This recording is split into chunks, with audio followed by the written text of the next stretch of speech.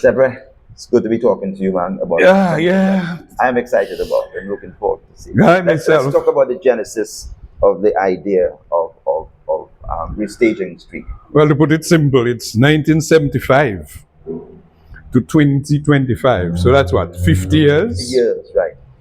And when you look at what was happening in 1975, the number of, in the 70s, the number of plays that were actually coming out, before Strick, in fact, Daniel Collier and Alvin Booley had actually done Speak Brother Speak. That's right. And then there were, I think there was another one that they had, Alvin did Good Morning Miss Mealy and some other plays, but Strick was in fact the full length play that really just captured Dominica by storm. It was the first time that you had people going to the theater, over and over and over again to see a play. The same play. Yeah, the same play. People were just fascinated with this production, and I mean, people were in fact, accustomed with the movies because we had Carib cinema and Arawak cinema, and people were accustomed with their cowboy and their kung fu and all these things that were going on at that time. But when Strick came out, it just blew Dominicans. It was also because it was actually telling the story of the Dread movement, the Rastafari movement, Right. also of the movement for New Dominica, when all the young Dominican intellectuals were coming back home, from university, Right. and they formed the MND movement for That's New right. Dominica. That's right. And then the Black consciousness movement was thing up in the United States and in the Caribbean. You had Walter Rodney, and you had so many things Right. happening at that time. And then we had what we could call the unrest type of with the Dread movement. Right. We had quite a number of unfortunate incidents, violent incidents, in fact, took place. Because this was, in fact, the introduction of dreadlocks in Dominica, and also the use.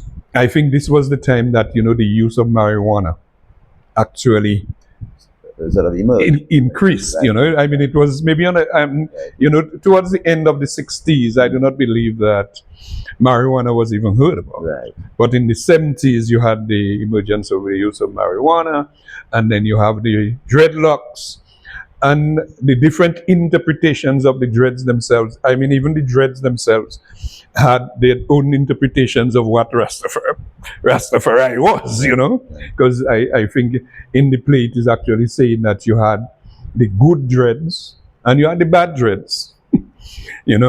and also you had the communist thing with the movement of New Dominica. Then you had Dominica was at that time the political system was associated statehood. We had just moved from the full colony to associated statehood, and in fact they were even speaking about Alwyn makes reference to independence in the Caribbean as to what it meant for the Caribbean islands. So what Alwyn was able to do with this play was to create a story focused on the lives of two young people, Jan and Ken. Jan is in fact a bank clerk, brown skin, not brown skin black, because it was also at that time when Kind of difficult. our Right. complexion people started Right. getting jobs Right. in the We're banks. just beginning to break that barrier. You know. Right. Yes. So I mean, there's so many barriers that you're breaking, and Alwyn was able to take all these pieces and put them together and create a story of romance. So it has this romantic part, Right. and then you have this, you have different conflicts between the police brutality, the imprisonment, the Rastas And then you also know of the killing of some white tourists. That's right. That was, the name of the tourist was not actually mentioned. Right. Neither is the name of the Person was persons accused who were of actually killing taken. him. It was substituted. But Yes. anybody at the time Yes. knew exactly what the play was referring to. I think the way it's told, Mhm. I think the way it's told, people will still capture it. All right. I mean, I think it's if if they're not old enough to capture it, they could just ask. They could just say, but they made reference to this thing in the play. Yeah. When they go home and their parents will immediately tell them. You will tell them. I mean, there is a particular line that Alwyn inserted in the play. I don't know if you're familiar with it. I'm sure you must be familiar with it. Too much worries for one man. Oh yeah. Absolutely. You remember this one? Yes, You absolutely. remember? That's right. This was in fact the line that a suicide note That's right. that a guy left, and Alwyn was able to insert it. Right. And when it actually came out in the play, I mean, people were just able to identify themselves. Right. He did not say much, Mhm. It was just a line of the main character saying, Right. "Look, watch me. Yeah, but Too at much- the time, Too much worrying is for one quite a bit man." of publicity. And people Right. knew exactly where this line was coming from, So, so from the Alwyn Bully Foundation point of view and La Cour des Arts de la Dominique, we thought that 50 years since Strick was first staged, it is only a fitting. I think it's a fitting gesture to actually do the play again. Mhm. And incidentally, Alwyn, after he did Strick in 75, he did Ruler in 76, Nightbox and Folk Nativity in 1977, P.O. and You also did Jesus Christ. Jesus Christ Superstar in 1978, Mhm. Green Gold, Yes. Winds of Change. Radio series, yes. So, so for the next 5 years, in fact, we are in fact going to be celebrating the 50th anniversary of a series of plays that Alwyn produced in the 1970s. in the 70s. But in terms of, I mean, you were part of Streak, right? No, No, you were not part of Streak. I was. Yeah. It was Strick that actually just captured me. Oh, and that got you involved. Yeah, when I went to see Strick, I said I had to go and see it again, and then immediately Mhm. I went to Alwyn Bully and I said I want to be part of PAT. Okay. So as a director, how what is your experience in trying to recapture, such an important play, so to speak, an important piece of communication, because essentially that's what drama is. It's theater. It's an avenue Mhm. of communicating. It's like a calypso, Yeah. but done in different a different way, and it captures what is happening at the time and communicates that in an entertaining way to the audience. How do you find your effort to restage the play now in these times with new actors, and so on? Maybe you have one. I don't think you have anybody from the original play No. in this one, like totally new actors. Totally new. Most of them young. Most of them who were not born in the 70s Yep. and didn't have any idea of what was happening. And did not then. even know about Strick. Right. So how is this experience for you? It is an experience, because what actually happened is that as we look back and then say, boy, how advanced the whole theater movement in Dominica was in the 1970s as to what exists now. It's it's chalk and cheese. That in 50 years ago, the theater movement in Dominica was really on a high, to the extent that by 1980. We were actually looking at, the People's Action Theatre was actually looking at the possibility of going professional, because we were touring the Caribbean islands every year with masterpieces of our Alwyn's plays, But one of the main things that actually happened in the 70s was that we had an organized theatre movement, People's Action Theatre. Right. And we would religiously go to meetings every Tuesday night at 8 o'clock at the St. Gerard's Hall and do our drama exercises, get our basics in drama, understand theater, understand the stage, and that would be between plays. Right. So when Alwyn would bring in a script, then we would be ready. Right. And you know, I mean, you would have fellas lining up, reading the script, Right. and trying to put their best foot forward, Right. And so casting, that they can get casted. and casting would have been a bit easier for the director. Oh yeah, because of that. but he had a lot of choices, man. Yes. Right now, I mean, Right now, Fast let's talk about forward. your current experience. fast forward, we're literally struggling to get particularly male actors. And so this is one of the main differences. And so doing Strick and Nightbox and all these plays in the 70s, it wasn't much of a challenge because you had people who were just dedicated to the cause. They were part of an organized theater group, right? Now we have actually just brought together a number of persons with youth and experience who we didn't know before. Yeah. How are you actually approaching the process of casting right now? So we Without have announcements. Yeah, or yeah. identify people? No, we have already. We are basically totally blocked in terms of the casting. We have most of the characters in place. Yeah, I should have asked, how have you done it? Yeah, Yes. we have only all the characters in place.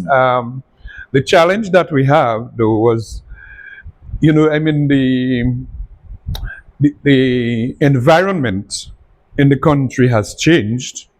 That whereas in the 70s, when you're casting somebody for a play, you almost knew that this person was going to be in Dominica Yeah. 3 months down the road. They have no plans of moving. You know, now it's a completely different situation. That, you know, things, you know, the dynamics of things can change so quickly on you. That you could cast somebody, and they say, "Okay, I will be available," and then in 2 weeks' time, they say, "Hey, something just came up. I have to travel, Right. and I cannot do it anymore." So for this reason, we have actually adopted an approach of double casting for most of the characters. So we have 2 actors, and in some cases we have 3 actors doing the part of certain characters, just in case, because I mean we are in August right now, and the premiere is on the 1st of November. So what happens between now and November, no one knows. So just, you know, as a precautionary measure, we have actually decided to double cast, and which is actually different from understudying. Right. Because when we were in PhD, we were doing things. We had people who were actually understudying the main characters. In case. You So know, if they something were happens, needed, then there would be right. an understudy who would Right. think. Right. And in most cases, the understudies never actually got the opportunity to perform because the main Very characters, demotivating. they were there. Yes. Yes. So we did not want to go down that road. We decided to actually double cast. So all the characters, all the cast will actually be performing. So we'll have one group of characters in the cast performing on the 1st, and the second group actually performing on the 2nd Okay. of Great, November. Great. But given the fact that you know identified the challenges with getting people, you know, to act the parts, to play the parts, and also with the fact of the situation in the country where, you know, as I said, people, you never know when one has to travel for whatever reason. But you seem to have been able to carry out this double casting exercise, you know, successfully enough, right? Yes. I mean, yeah, and we had to do with who came, and Right. you know, I actually adopted the approach that anybody who made themselves available to be part of the play, I was not going to turn them down. Right. I needed them because the theater movement in the country is at its lowest. Yes. Yes. And if we are getting people at this stage to come out and present themselves and demonstrate a certain level of interest in the art, Right. then I should make use of them. And this is also one of the reasons for the approach of double casting. Yeah. So, but what sort of challenges, though, does it present to you as a director? Because you are working with people who have had no experience in acting. Yeah, They well, may be yeah. interested, you know, And but you know they're raw, you know, green. and the thing about it is that Whereas in the 70s we would religiously go to rehearsals at 8 o'clock in the night and leave at 10, 11 sometimes. When we come to dress rehearsals and those things, leave at midnight. Now it is difficult to get people to leave their home to come to a rehearsal at 8 o'clock. 5 days a week, Monday to Friday, and maybe sometimes Sunday and Saturday. So what we have actually done is we are doing quite a bit of virtual rehearsals on Zoom. It's not the same as being in person. And the University of the West Indies Global Campus have actually generously made this space available that we could use here for our rehearsals at no cost as their contribution to the to the initiative. So we are very thankful to you. One of our biggest concerns, though, is the fact that as we speak, we are not too sure where we are going to stage the play. We are basically on our knees praying with our hands in the air, asking Jah, please make our house of culture available to us, that it will be available, that we could use it, because the other choice that we have is, in fact, we have actually booked the St. Gerard's Hall, which is the original home. But then in this case, we have to bring in lights, we have to bring in song, we have to bring in and turn the place back into a theater, because, it was used as the chapel for the Catholic Church. But as we speak, do you have any indication as to how things are progressing with the Arab House of Culture, with the renovations? I don't, but listening to the minister a few weeks ago, she said it would be ready in time for independence because they intend to have some activities there. Right. So we are keeping our fingers crossed and we're really praying. But I would imagine that if you are hoping to be able to use it, if it's ready on the 1st of November, that by now you would be in touch with whoever would be responsible to ensure that you secure a booking. Yes, right? Well, we have we have the cast, and we also have the technical team, production team, with persons with this type of responsibility to do the publicity, to do sponsorship, and to do secure venues and those type of things, so tickets and box of So they are, I would imagine, the people responsible for on the technical team for that, because to put out a production like that, if we were to if our rock is not available, for example, the cost of the production is in excess of $60,000. Wow, that's a lot of money. Yeah, that's a lot of money. And we have not even discussed with the cast if they're going to get paid. Right. It's just building the set light, the sound system, and all the things that have to go with it. So but the thing about it, I think, is a rewarding exercise, and it's encouraging. I see quite a bit of enthusiasm on the part of the cast, and we are looking towards real professional production. In the 70s, when we performed with PhD, our only remuneration was an overseas trip to tour the Caribbean islands. And we are hoping that we can follow the same pattern, that we will be able to tour overseas with the production. But we have to have a real up to standard, high quality production. And I think the cast members are up to it, and we are looking for a master blaster. Okay, but one of the things you pointed out that have presented, or that has been challenging to you, it shows the fact that the difficulty in finding actors, right? Because the level of drama production and involvement in such activities is at an all-time low now. How is the Alwyn Bully Foundation, right, viewing this in terms of what needs to be done to ensure, that first of all, that theater comes back to life in the country, and secondly, that you have people, you do get people interested to the extent that you will not run into that problem of having difficulty in finding a cast in the event that you have to stage another play? One of the things that, in fact, one of the projects that the Alwyn Bully Foundation is actually looking at is the establishment of the Alwyn Bully Institute of Theatrical Arts, which is basically to start off a training center where we could train people in the different forms of theater, the technical as well as the acting. But again, you come to manpower. Again, it's just a few of us in the foundation. Most of us are retirees on Social Security already. No. So we do not, but we are hoping that, and we at this stage, we cannot even multitask to say that we're actually going to pursue the establishment of the Alwyn Bully Training Center of Theater, and at the same time do STRIC. We have to, right now, do STRIC, and then after STRIC, we are hoping that maybe we'll generate a certain level of interest, and then we can maybe come back and continue with the initiative on the training center. Okay. The other thing that I maybe should mention to you is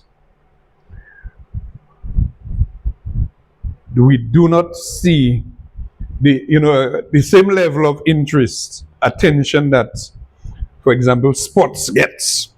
You do not see that in the arts, particular theater. And it's interesting to note also that as we speak now, Carrie Festa just opened in Barbados last night, and Dominica has a 72-man delegation. In 1981, one of the biggest contributions to Fiesta from the Dominican contingent was the staging of Nightbox. Okay. Oh yeah, we did Nightbox at Carrie Festa in Barbados in 1981, and Nightbox was one of the best presentations throughout that whole Carrie Festa that time. This year we have nothing. This year, well, I don't know what they have, but definitely not the type of theater that we were able to present some years ago. Okay.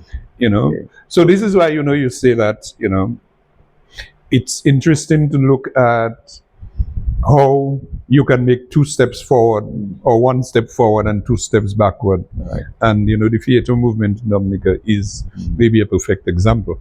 Okay. But I'll take the opportunity to tell you and everybody else that STRIC, the script itself, even if you just read the script as a book, it would be captivating. So you could imagine coming and see it in live and living color on stage with the actors well prepared. Right. Because here it is today, we're actually trying to do a full run of the play 2 months in advance. Right. Generally, Alwyn would be starting reading of the script 2 months. Okay. So where we are now, we are well on the way, and I believe that the actors are in a position where they are going to just go on that stage and just be in full live and direct and just leave this, be real live. All being character. Just get into character and just deliver the production with a high quality.